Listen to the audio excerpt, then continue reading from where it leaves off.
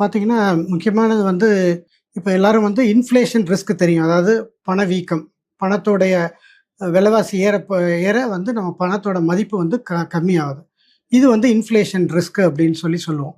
அதுக்கப்புறமேட்டுக்கு நம்ம வந்து பார்த்தீங்கன்னாக்கா, லிக்விடிட்டி ரிஸ்க் அப்படிங்கிறது வந்து முக்கியமான விஷயம். அதாவது வந்து இப்ப நம்ம எல்லா முதலீடும் வந்து ரியல் எஸ்டேட்டோ, இல்ல அந்த மாரி ஃபிக்ஸட் டெபாசிட் அந்த மாரி வந்து ஒரு நீண்ட கால இன்ஸ்ட்ருமெண்ட்ஸ்ல வந்து லாக் ஆகியிருந்ததுன்னா, நம்ம வந்து உடனே எடுக்க முடியாது. இத வந்து நம்ம வந்து லிக்விடிட்டி ரிஸ்க் அப்படின்னு சொல்லுவோம். இத தவிர வந்து பார்த்தீங்கன்னா, கிரெடிட் ரிஸ்க் அப்படின்னு சொல்லுவோம். நம்ம வந்து ஒரு இடத்துல பணம் குடுத்துருப்போம். ரைட் ஒரு ஒரு பாண்ட்ஸா இருக்கலாம். ரைட் இந்த மாரியான ஒரு முதலீடு வந்து நம்ம பண்ணியிருக்கிற இடத்துல வந்து, நமக்கு வந்து பணம் வரல. இப்ப திவான் ஹவுசிங், ஐஎல்என்எஃப்எஸ் இதெல்லாம் வந்து நமக்கு வந்து பணம் வராத மாரி ஆயிடுச்சு.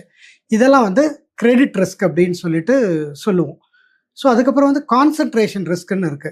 இப்போ ஒரே விதமான முதலீடுல ஃபார் எக்ஸாம்பிள் எல்லாமே ரியல் எஸ்டேட் கோல்டு, ஆர் வந்து நான் ஒரே ஒரு ஸ்டாக்கு, ஆர் வந்து எனக்கு கம்பெனியில வந்து ஒரு ஸ்டாக் வந்து ஈசாப் வந்து ஒரு கம்பெனியில குடுத்துருக்காங்கன்னா, எல்லாமே நம்ம முதலீடெல்லாம் அதுல இருக்குன்னாக்கா, அதுக்கு பேரு கான்சன்ட்ரேஷன் ரிஸ்க்ன்னு சொல்லுவோம்.